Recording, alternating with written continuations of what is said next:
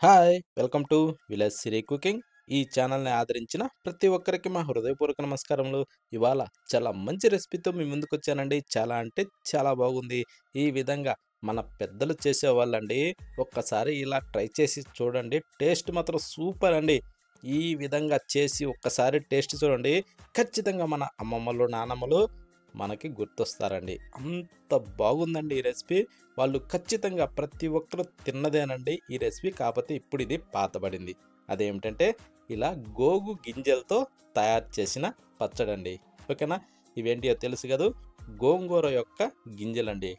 ఇప్పుడు వీటిని పక్కన పెట్టేసి ఇప్పుడు స్టవ్ ఆన్ చేసేసి ఒక కడాయి పెట్టుకుందాం. కడాయి పెట్టుకునేసి ఇందులో నూనె గాని ఏది వేయకుండా ఓన్లీ ఆ గోంగూర గింజలను మాత్రమే దీంట్లో వేసుకోవాలండి. అవి ఎట్లా అంటే మనం శుభ్రంగా రెడీ చేసుకోవాలండి. వాటిల్లో మట్టి పిల్లలు కానీ ఇలా చిన్న చిన్న పీసెస్ కానీ అవి ఇవి ఉంటాయండి. ఖచ్చితం అవిటిని వేరేసుకోవాలి. ఏరిన తర్వాత మాత్రమే ఇలా యూజ్ చేసుకోవాలండి.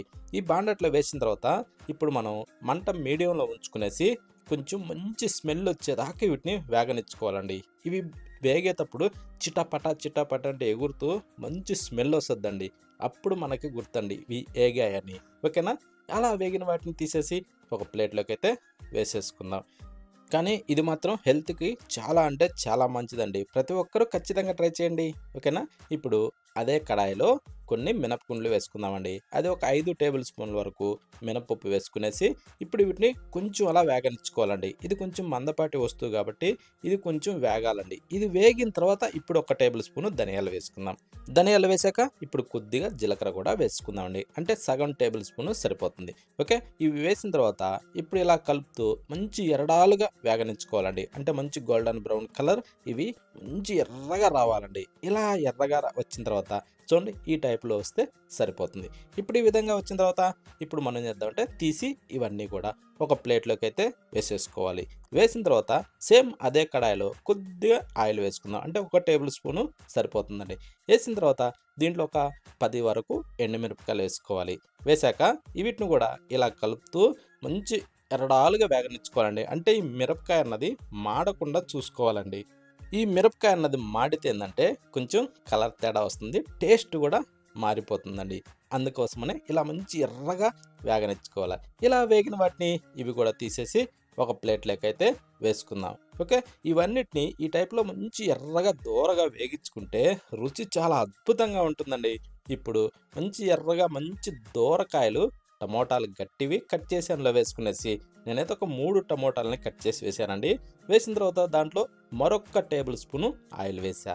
వేసిన తర్వాత దీన్ని ఇలా కలుపుతూనే ఈ టమోటాలు అనేది గుజ్జు టైపు మారే విధంగా మనం ఇలా కలుపుతూనే ఫ్రై చేసుకోవాలండి. మంట మీడియంలో ఉంచుకునేసి ఈ టైప్‌లో గుజ్జులాగా వీటిని రానిచ్చుకోవాలి.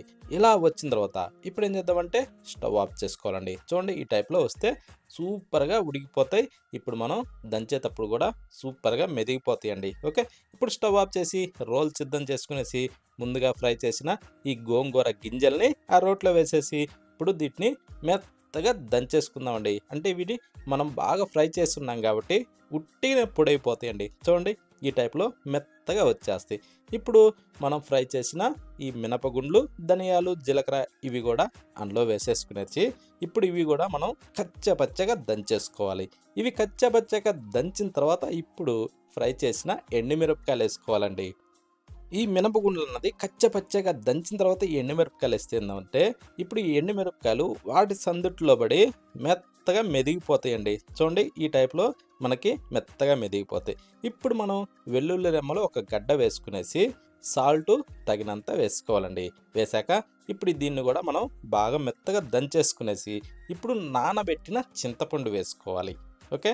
నానబెట్టిన చింతపండు అంటే ఒక నిమ్మకాయ సైజు చింతపండు తీసుకునేసి దాన్ని ఒక 10 నిమిషాల పాటు నానబెట్టుకొని ఇప్పుడు ఆ చింతపండు దాంట్లో వేసి కాస్త ఇలా పైకి కిందకి తిరగేసుకోవాలండి. ఎందుకంటే ఈ రోకలకన్నది చింతపండు అతుక్కోకుండా ఈ టైప్‌లో పొడిలో కలిసిపోయి ఈ టైప్ మెత్తగా దంచేసుకోవాలి.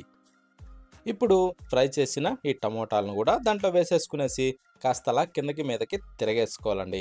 ఏందంటే అడుగున అతుక్కుని ఉంటుంది కాబట్టి మనం దంచినప్పుడు ఇలా కాస్త కిందకి మీదకి తిరగేసుకుంటే ఈ టైప్‌లో దంచుకోవటానికి ఈజీగా ఉంటుందండి. ఇప్పుడు దీన్ని మెత్తగా ఇలా ఎగదోసుకుంటూ బాగా శుభ్రంగా దంచేసుకోవాలండి. ఓకేనా? ఇది నాదేందంటే కొంచెం రోలు చిన్నగా ఉంది కాబట్టి కొంచెం ఇబ్బందికరంగా ఉంటుంది. కొంచెం పెద్ద రోలు ఉంటే ఇబ్బంది లేదండి. ఓకేనా? పెద్ద రోలు కూడా ఉన్నది. ఇలా చిన్నోటికి మాత్రం చిన్న రోలే ఎక్కువ యూజ్ చేస్తాను. ఇప్పుడు ఒక ఉల్లిగడ్డని 2 భాగాలుగా కట్ చేసి అందులో పెట్టేసుకునేసి కచ్చా పచ్చాగా దంచేసుకునేసి, ఒకవేళ అవసరమైతే కొద్దిగా నీళ్లు పోసుకోవాలండి. నేనైతే ఆ చింతపండు నానబెట్టిన నీళ్లున్నాయి చూడు, అయ్యేసి ఇలా బాగా రుబ్బేసానండి. చూడండి ఈ టైప్‌లో బాగా రుబ్బేసి, ఇప్పుడు దీన్ని తీసి ఒక బౌల్‌లోకైతే వేసుకోవాలి. ఈ బౌల్‌లోకి వేసిన తర్వాత అదే రోట్లో కొద్దిగా నీళ్లు పోసి అలా తొలిపి కూడా పోసుకోవచ్చండి. సూపర్ టేస్టీగా ఉంటుంది. ఇప్పుడు స్టవ్ ఆన్ చేసి ఒక కడాయి పెట్టుకునేసి దాంట్లో ఒక 2 టేబుల్ స్పూన్ల వరకు ఆయిల్ వేసుకునేసి, కొంచెం వేడెక్కనిచ్చేసి తాలింపు గింజలు వేసుకొని, ఆ తర్వాత వెల్లుల్లి రెమ్మల్ని ఇలా ముక్కలు పొడిసి వేసుకోవాలండి. ఓకేనా? ఇలా ముక్కలు పొడిసి వేసి కాస్తలా వేగనిచ్చుకోవాలి. తర్వాత చిటికెడు ఇంగువ పొడి వేసుకునేసి, ఒక 2 లేదా 3 ఎండుమిరపకాయలను కూడా వేసుకొని, కొద్దిగా అలా కలుపుకొని 4 రెమ్మలు కరివేపాకు వేసి చిటపటలాడనిచ్చి, ఇప్పుడు రోట్లో దంచిన ఈ పచ్చడినైతే దీంట్లో వేసేసుకుందాం. వేసిన తర్వాత కాస్త ఇలా తిరగేసుకుంటూ బాగా కలుపుకునేసి స్టవ్ ఆఫ్ చేసుకోవడానండి. అంటే దీన్ని ఎక్కువ శాతం ఉడికించుకునే అవసరం లేదండి. ఓకేనా? ఆ వేడి నూనెలోనే సరిపోతుంది. ఇప్పుడు దీన్ని సర్వ్ చేసుకునేసి వేడివేడిగా అన్నంలోకి కొద్దిగా ఈ పచ్చడి వేసుకునేసి, ఆ తర్వాత దాని మీదకించి కాస్త నెయ్యి అలా పోసుకొని కలుపుకొని తింటుంటే టేస్ట్ ఉంటుందండి. సూపర్ అంటే సూపర్‌గా ఉందండి. ఇది మాత్రం ఆరోగ్యానికి చాలా అంటే చాలా మంచిదండి. ప్రతి ఒక్కరూ ఖచ్చితంగా ట్రై చేయండి. మరొక వీడియోలో కలుద్దామా?